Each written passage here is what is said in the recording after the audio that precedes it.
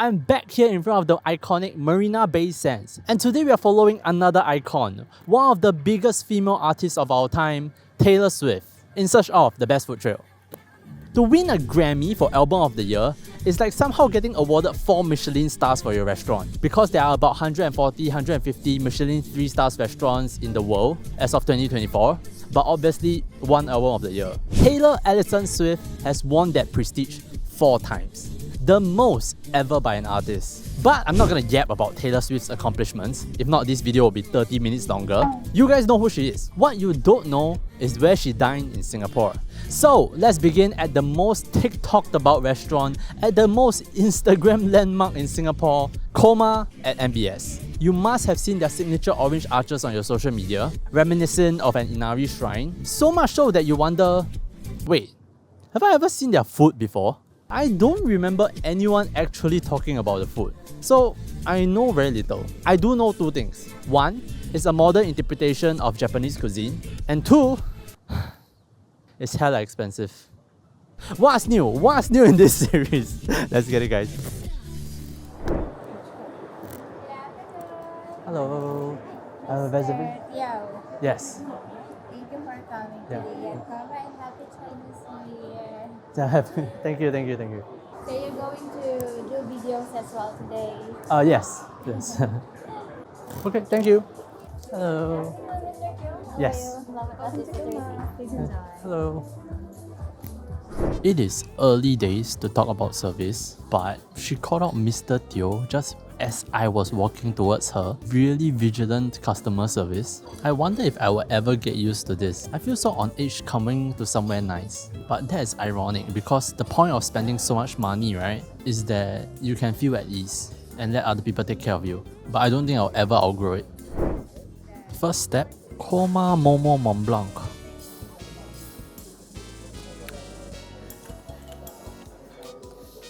Way too early. Oops. First course, the miso glazed eggplant. Oh, what a nice glaze. On top we have chopped chives, edible flowers, shichimi, which is a Japanese chili powder, and I believe ricotta espuma. I'm sure you already know. Espuma is a technique in which ingredients are being aerated to make a foam. So you have the same taste, but it's a different texture. So let's give this a go.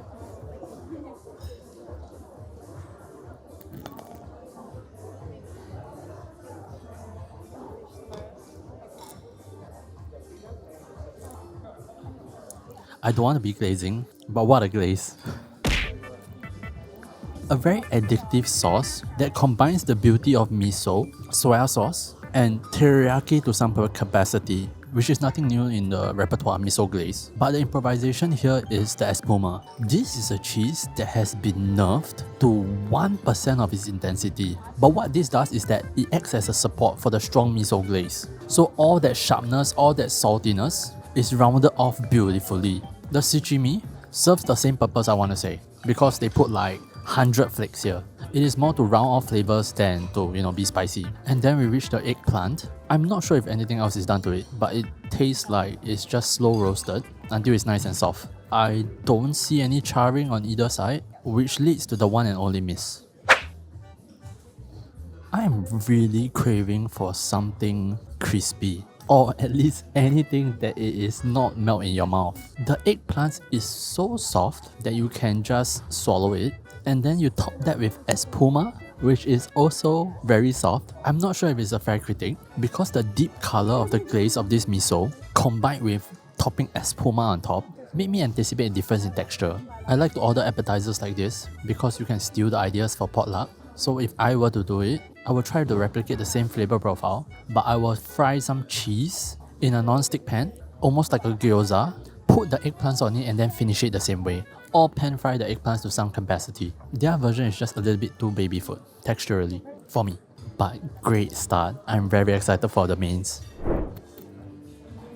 We got the Hobayaki snow-aged Niigata Wagyu ribeye, 120 grams. We got some mixed vegetables, wasabi, ponzu, yuzu kosho. Hoba refers to this, is the dried leaf of honoki, also known as a Japanese big leaf magnolia, and yaki is to grill, as in yakitori. So together you have Hobayaki. Oh no, oh no. The charcoal underneath is overcooking my beef. I asked for rare because generally you should eat rarer the more expensive your beef is. But the grill overdid it for them. There are still some nice pieces. Decent amount of marbling. I want to say like A3. Anyway.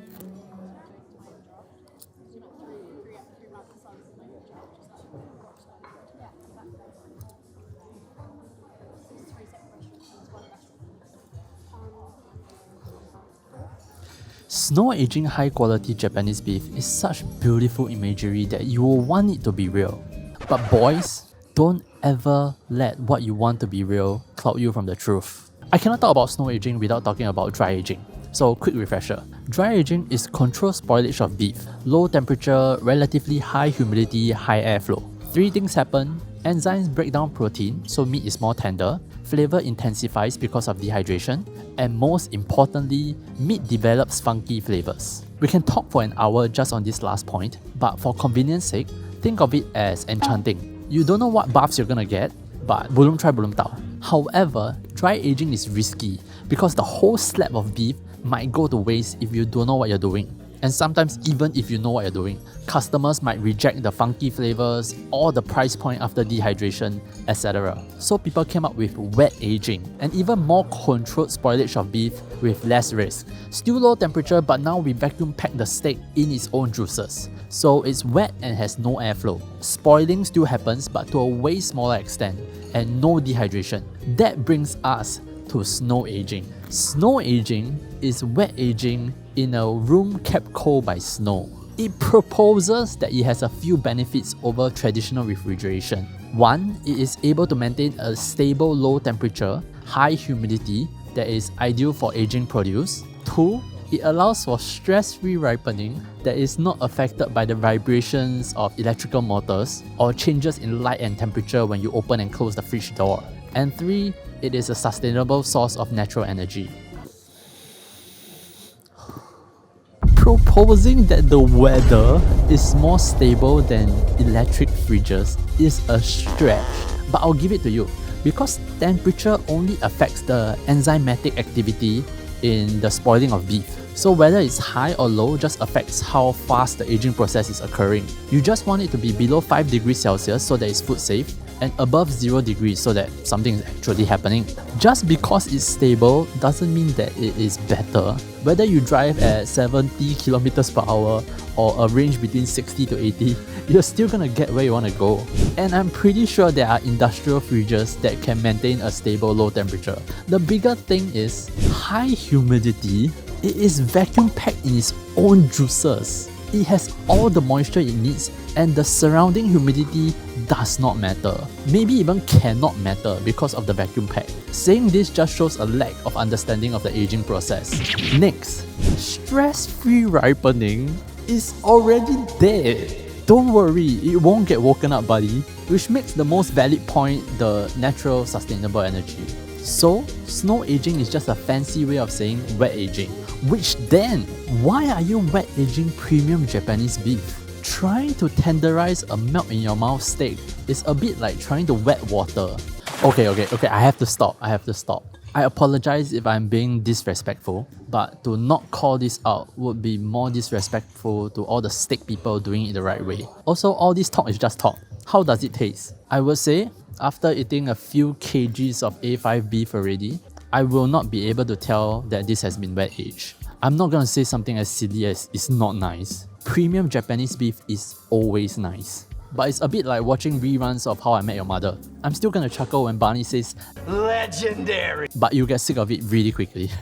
Also, another piece is, I appreciate the grill, right? But serving the beef like this is a time bomb. Cause the grill will start to cook the steak, and if you don't remove it, it turns well done, which is fine. If you're watching this channel, you're not allowed to regurgitate the "oh, you eat well done steak, it's like chewing rubber." That whole spiel is only for people who don't know steaks. Right here is a juicy well done steak. But yeah, coming back to my main point, like, I wonder how many of these steaks were eaten well done because of how it's served. Because they have a binchotan under, and then the steak comes, you know, already cooked, rare or medium rare. So like, you can only go one way after that, right? Dessert, Bonsai. How cute! We got chocolate crumbles, chocolate ice cream, vanilla ice cream, matcha sponge cakes. Even the pot is edible. So let's give this a go.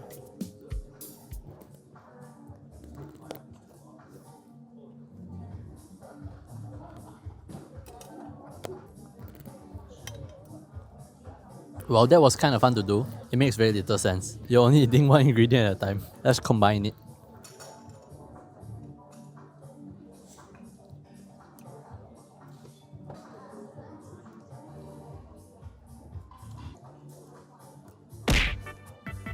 Super cute dessert. At least half a dozen textures. From the ice cream, to the cream in the pot, to the pot itself, to the stalk of the bonsai tree, to the bonsai itself, the matcha sponge cake, to the crumbles that is the soil. The appetizer had no texture, the dessert had every texture. But I'm coming of age now, so I'm gonna say what I have to say. Too sweet. There is wisdom in the words not too sweet, things that our parents always say. Because it's not necessarily that there is too much sugar. It can also mean that there is not enough competing elements, be it bitterness, be it a bit of salt, be it some other fruit. And when the sugar is this loud, it sort of paralyzes your palate and then you can't taste anything else. I would have like a little bit of dark chocolate, a little bit of bitterness, maybe even, hide some matcha powder in there, or some sort of fruit, or some sort of herb fragrance, even some sort of nut butter. Because right now I'm in sugar and cream land, but luckily I still have this Momo tea to wash it down. I was hoping the tea would develop after being steeped, but I can't say that it is outstanding in any way. Okay, all done. I'll see you guys at the next stop. We are now at the Halia in Botanical Gardens. Allegedly, Taylor Swift booked off the entire place for a closed door dinner, but I could never confirm it online. But that's not important. What is important is how cool this place is. This is built into the Botanical Gardens in a way that there is a feature out there that talks about gingers, like the different gingers. In fact, this place is called Ginger Garden, if I'm not wrong. And the Halia meaning ginger in Malay, features ginger in their menu. All of their signature items have one thing or another to do with ginger, which is really cool. Normally, thematic restaurants never make it in Singapore, so I imagine there must be some sort of benefit from M Parks, or maybe just earning the tourist money is good enough. Move over $12 kaya roti, we got $19 chili crab roti. But it doesn't look bad at all. We somehow got two different kinds of bread. What I can only assume is sourdough that is fried and white bread that is toasted. You can see that the sourdough is oilier, the crust is more even, meaning that they fry it in a pan somehow. And the drier white toast has toast marks on them that is somehow unevenly toasted. I always find that toast is one of the best things to gauge how much somebody cares, like whether the spread is pushed end to end and whether the toast is even, tells a lot about the person preparing this. Anyway, let's give this a go.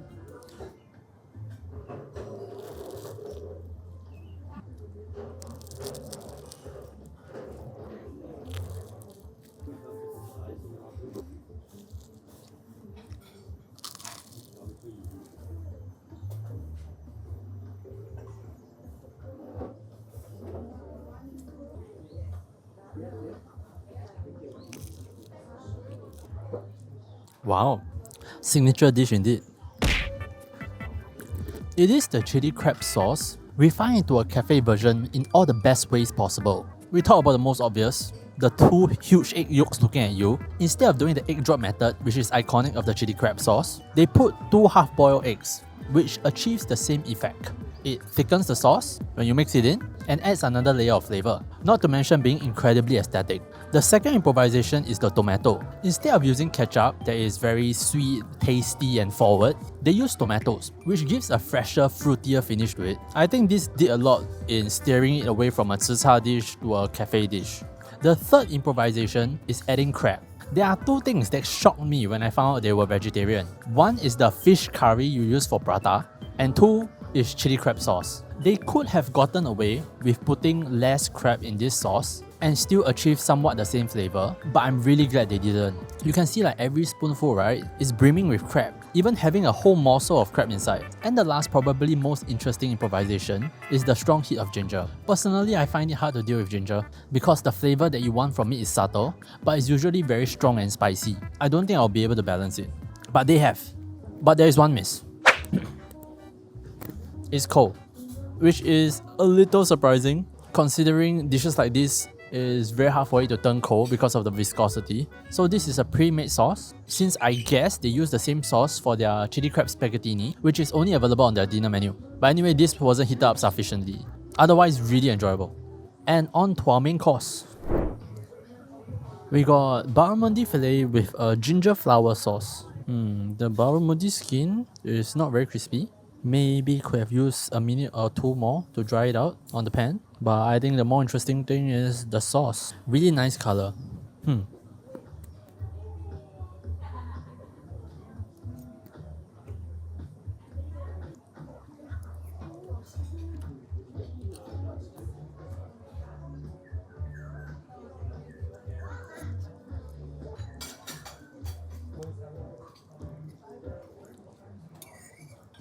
The sauce is nice, bright, spicy even. You can taste the ginger. But if you were to go in front of a chicken rice stall and replace their tub of chili with this, nobody will ask any questions. They will, however, say, "Today the chili not bad ah." Other than that, it's just a barramundi fillet. I always found it quite funny that when people say kimbap law, I sleep. But barramundi, awake. It's quite a mediocre fish, and since nothing was done to it, not marinated, not brine, the inside is quite bland. And then pairing it with like coleslaw and fries, $40 odd, the value proposition is tough. There's not even enough sauce for the fries. I have like half a tablespoon here. The chili crab toast was way more interesting. Anyway, all done here. Let's walk around the gardens a little bit and I'll see you guys soon. We are now at Bee's Knees at the garage and I got myself a hot coffee. But who drank my coffee? Anyway, recap. Now, although I said a lot about snow-aged Wagyu, it is not the fault of KOMA. In fact, it's their credit for bringing such a rare product to their customers. And that really is the point of fine dining, to feed your customers beyond what is just delicious. Because of them, I now have a new potluck idea, and I'm able to confirm a train of thought that I had for a very long while. And then I have to talk about KOMA's service and interior, both top-notch.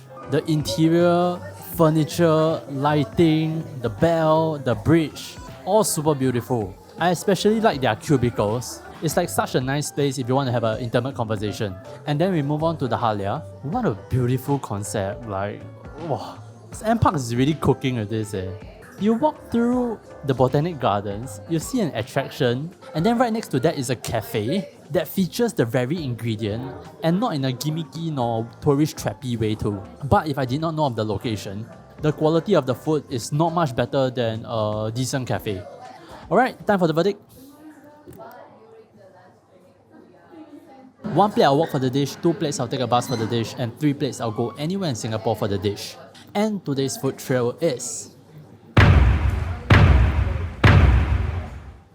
2-1. More than halfway through the series now. It's been so expensive. And the next episode will be the most expensive one yet. I need to go and find some piggy banks to break. Anyway, that's all I have for you guys this time. I'll see you on the next video.